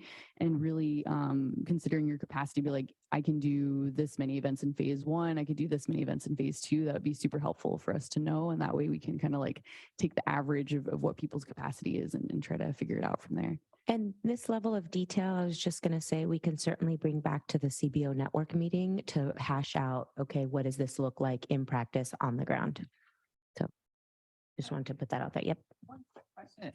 Are you talking about doing any specific events at transit centers too? Because I feel like the transit riders would be a good group to engage and involve. So like North County, we have Vista Transit, Oceanside Transit. We're not in Escondido, but we have colleagues who are, and actually there's other hubs, North River Road and Oceanside and Carlsbad Mall. Yeah. Would love to talk more details about this kind of stuff later. And we'll definitely be coming back to you guys. We're not going to be like willy-nilly choosing locations without you guys. So definitely going to be discussing this more. And you guys choosing your own adventure in terms of where you want to go in your particular sub-region. Yeah, and I thought that would be particularly helpful for the in-person mapping initiative. It might be fun to take it somewhere like that to see, you know, folks that they know that, you know, either aren't using transit as much as they would like and why, and helping identify those barriers or first and last mile kinds of questions that we have trouble with. But before we leave, we just had 1 minute. I don't know if we have time. There's another item, right? Okay. Sorry. No worries. And we can share this and again, follow up and maybe have you guys come back to the CBO network meeting to really dive into the details. Can we put up the contact info slide though, Anna? Just so people I'm sorry? know. Can we put up the last slide, the contact info slide? The buses are Yeah. Ooh. The last, I think it's the last one, just so people, yeah, good. So yeah, and you guys, if you had any thing that you didn't share in this particular meeting, you want to reach out to us, give me a call, send me an email, send Anna an email. Yeah, and we look forward to continuing to collaborate with you guys. Thank you for your time. Thank you. Thank you, as always, for that robust discussion and to our presenters for being with us today. So our final item, oh, I'm sorry. I'll do a final call for working group member comments on this item. And there are no public comments on this item. Thank you. Moving on to the next item, we have an overview of SANDAG's Specialized Transportation Grant Program. Zach Rivera and Ali Vasquez from SANDAG are going to join us for that.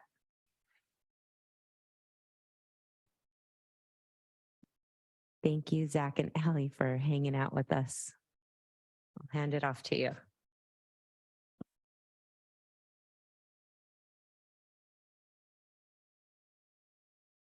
All right. Hello. Hello, everyone. My name is Ali Vasquez, and I'm a program manager for SANDAG's Specialized Transportation Grant Program, otherwise known as STGP. And I'm here along with my colleague, Zach Rivera, who you'll be hearing from a little bit later. Today, we're going to provide an introduction of the STGP, which is one of many of SANDAG's grant programs.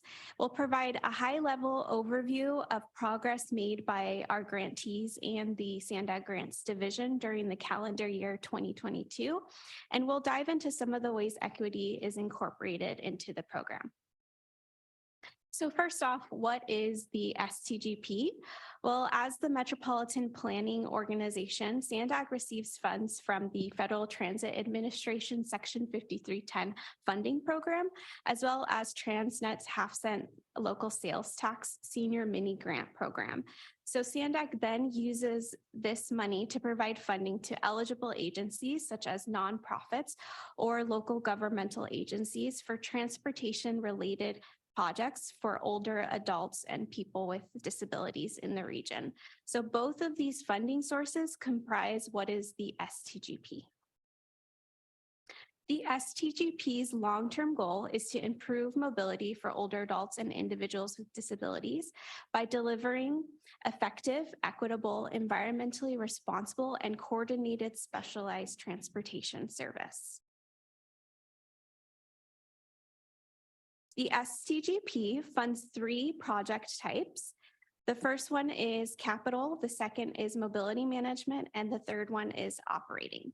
Our operating grants consist of activities to operate, maintain, and manage transportation service for older adults and individuals with disabilities. Some of our eligible operating projects include mileage reimbursement programs, volunteer driver programs, or programs that offer transit pass subsidies. The second project type that we fund with STGP is mobility management. Mobility management seeks to improve coordination among specialized transportation providers and connect riders to available transportation options.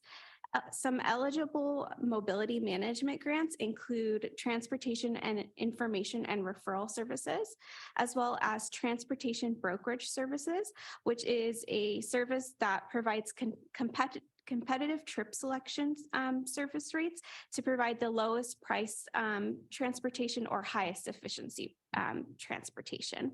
And the last eligible mobility management project is travel training programs. The third project type that STGP funds, specifically the Section 5310 program only, it funds capital grants that consist of the acquisition of contracted transportation services or the purchase of property such as accessible vehicles. So just a fun fact, we have over 125 vehicles as part of our STGP right now. So you might see one of them out in the wilds when you go on a drive or a walk around the region. So now I'll pass the mic to Zach, who handles the competitive process for the STGP program. Great, thanks, Ali. So as is the case with SANDAG's grant programs, the STGP is a competitive grant program. About every 2 years, SANDAG holds a competitive process or call for projects to distribute available Section 5310 and senior mini grant funding. The projects are scored based on eligibility and evaluation criteria set by the SANDAG board with input from SANDAG policy advisory committees and specialized transportation stakeholders. The development the STGP call for projects is a process at its core that can be considered in roughly 5 phases. So the first phase is the development of the call for projects, and this encompasses public outreach and stakeholder engagement, review of best practices and lessons learned, and drafting and approval of the evaluation criteria. This first phase typically starts as early as November every other year and concludes in June. Staff then releases the call for projects, opening an application window for 90 days. During this phase, staff holds an applicant webinar and provides other technical assistance to applicants. Next, staff reviews submitted applications for eligibility and forwards eligible applications to evaluators external to SANDAG to score. Staff then develops project rankings based on evaluator scores, ensuring that all SANDAG and federal requirements are met. Staff presents the funding recommendations to our policy advisory committees and then the SANDAG board for approval.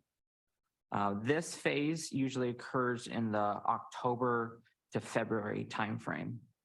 And then in the post-award phase, staff works with successful applicants to prepare for awarded projects to start. We hold a webinar for our successful applicants, and we also prep grant agreements for execution.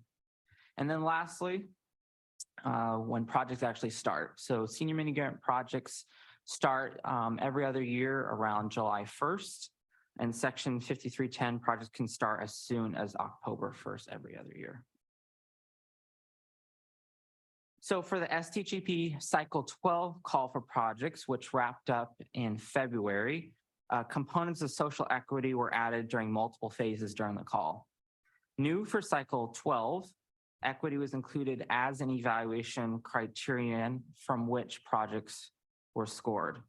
During the evaluation phase, staff provides a questionnaire to screen prospective evaluators for their expertise related to STGP. New for Cycle 12, staff added social equity as an evaluator qualification to further enhance the diversity and expertise related to specialized transportation. And then a third way equity is addressed in the STGP call for projects is what they call a social equity analysis. As a recipient of federal Section 5310 grant funds, SANDAG is required to conduct this analysis to determine whether recommended projects will carry a disparate impact for people of color or disproportionate burden for low-income populations. And new for Cycle 12, staff updated the analysis methodology to better connect the share of funding recommended for a project to the share of people of color and low-income people in that project service area. Additionally, the methodology set a threshold that was consistent with the 2021 regional plan. These changes likely made the social equity analysis for Cycle 12 more robust and precise. And then if we can go to the next slide. As a result of the STGP Cycle 12 call for projects, the most recent call, 36 of 44 eligible projects were awarded funding, totaling about 7.9 million. This means that the STGP was able to fund about 82% of the total funding requested this past cycle. So some awarded projects included support for volunteer driver programs, information referral services, and then purchase of accessible vehicles. So as we reflect on lessons learned from the prior call, we are looking forward to the next call for projects. It's a continual iterative process. It's a 2-year cycle. And we always look with an eye towards continuous improvement. So here on this slide are some non-exhaustive topics that we're exploring for cycle 13 based on feedback from policy advisory committee members, applicants, and other stakeholders.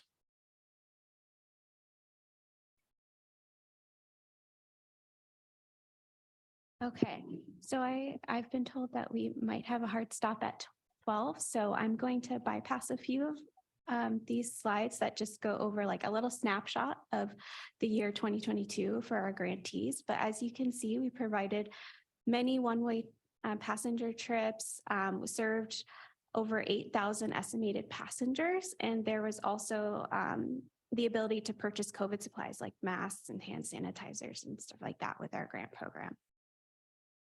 So I'll just dive into some of the ways that we are going to monitor for equity in our program. So this is actually something we would like to improve in our program as a whole. Something that we've done previously is that we have focused on getting a lot of like trip statistics for the program, but now we want to also focus on a more people-centered approach. So we are going to start tracking for passengers served quarterly to receive more accurate data on our impact on older adults and people with disabilities. We will also collect data on income groups served so we can track our impact on low-income populations in the region. And this will allow us to tell our story a little bit better so we can advocate for our program's importance. And it will also allow us to evaluate how equitable our grantee services are. We are also going to improve our monitoring of Americans with Disability Act compliance. So we have already hosted an ADA training that was mandatory for all of our grantees, and we'll be monitoring for this annually. We are also for example, something that we'll monitor for is service equivalency, which means that our grantees will have to take a holistic look at their transportation program and do their best to ensure that equal opportunities to use the service are allowed for people no matter their ability. And since we have, I heard, a hard stop at 12, I'll just sum up this slide here, saying that we will be coming back to you as we talk about the cycle 13 call for projects.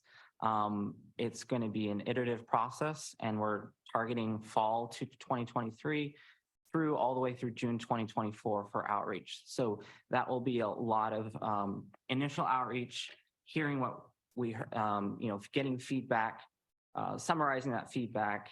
It'll be an iterative process. So more to come from us. Thank you everyone for listening to our presentation today. That I hope we hope that you learned a little bit about our program and the ways that we are trying to improve our efforts with equity.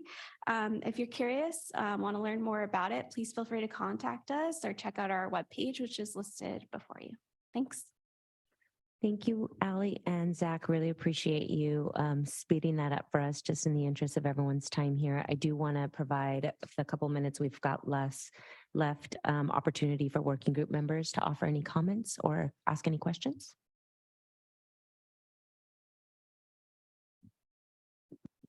Good job, you guys. I had seen this before, but not really knew what it was about. So I like the areas that you're covering with seniors and different options. So thank you.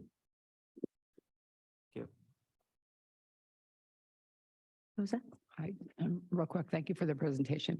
When I was looking through some of the paperwork, they had different age groups between age 60 and 65 in some of those plans. So it's not consistent as far as seniors. So I'm a little confused as who you actually serve. Yes, so that's actually kind of a funding requirement. So the senior mini grant program has one age group, and then the section 5310 has a different age group as they define seniors in a different way. For senior mini grant program, I believe it's 60 and over that qualifies as a senior. And then for the section 5310, it's 65 and over. Yes. So then you might have an agency that has both those programs, so they have to evaluate the different grants. I'm not sure. I mean, it just seems like it's really confusing instead of. Yeah, so like Ali said, it's based on the funding requirements, and we have some grantees that match one against the other. We also have what we call a needs accommodation policy. So we require at least 80% of the service to be provided to the target population, older adults, individuals with disabilities. But we understand that there might be folks that travel with older adults, personal care assistants, family members that might need assistance. So when you have that age gap, that 5-year difference, we do allow for that, for at least for the section 5310 program. Any other questions? Clerk, are there any public comments on this item? There are no public comments on this item. Thank you. Okay, we are wrapping up here. We'll move on to the next item, which in the interest of time, if we could pull up that slide, Kendall and Daniel. So we always have this here. We asked the group to provide possible topics for the next meeting. The chair mentioned at the start of the meeting that you all have given us many, many topics since the beginning of the year. So thank you for that. We haven't forgot about them. We are working on the survey that we expect to send out to you soon to help us prioritize when to bring these up. If you have other topics that are not on this list that you want to bring up, now is the time. I want to allow everyone that opportunity. I'd like to add the border to Bayshore Bikeway progress. You got it. Thank you. Any other comments? Yeah, Ariana. I think yesterday, Zach told us that the research for YLP should be wrapping up like in July. Okay. That would be something for us to look at. Okay, great. Yes. Regional plan, how it works. We hear you, Barry. I know. Not on there. The regional plan is going to be an ongoing topic here, but yep. Yeah.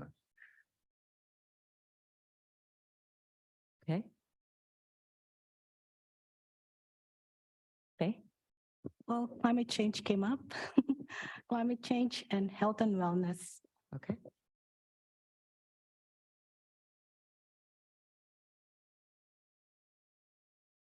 Okay, thank you. We'll add those before we send out this survey to you. Claire, I see you. No? So one thing I'm wondering if, at some point we can talk about is how our food system ties into our regional plan, kind of globally. Our food system is like the highest contributor to greenhouse gases. So I think it's really important that we talk about that at some point here. And, so that's not just like the trips that, trucks are taking, but all the different things. So I don't know if that makes sense, but I'd like to bring it to the table. We've had similar thoughts come up at the tribal working group and have talked about maybe doing like a joint, bring the county in, since a lot of that does fall under the county, but adding it to the list. Okay.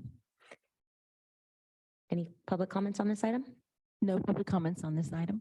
Thank you. All right, here we are. Upcoming meetings. Again, this was mentioned at the start of the meeting, but I want to say it again. Our next scheduled meeting is going to take place Friday, June 9th. So that is a different time than normal. And that's going to be the Joint Board of Directors and Social Equity Working Group. Hopefully you all will be able to participate. I think it's going to be a great opportunity to have some good, robust conversation with members of our board. We'll be able to share more details. There is going to be an optional, completely optional lunch after the board meeting. We heard you and your feedback from the board leadership retreat about having some kind of more casual opportunities to chat with them. So hopefully that can happen. And then we are going to keep our regularly scheduled meeting, which will be Thursday, June 22nd at 10 a.m. So that we can make sure that we're bringing all these robust, great topics to you before we go dark in August. So thank you all so much for being here. Do we have any? Oh, yep. Erica. Sorry, just one final question I noticed after the minutes. On page 3, it says confirmed attendance. And I'm not sure if that was for this meeting, which I am here, but the April 27th meeting, Carmela took my place, which is why I didn't vote on the minutes. I just wanted to confirm that for the record that I'm here today, but I was not here on April 27th. Thank you. We'll make sure that that gets adjusted. Okay. Seeing no other comments, thank you for coming. It was great to see everyone. We are adjourned at 12:05 p.m.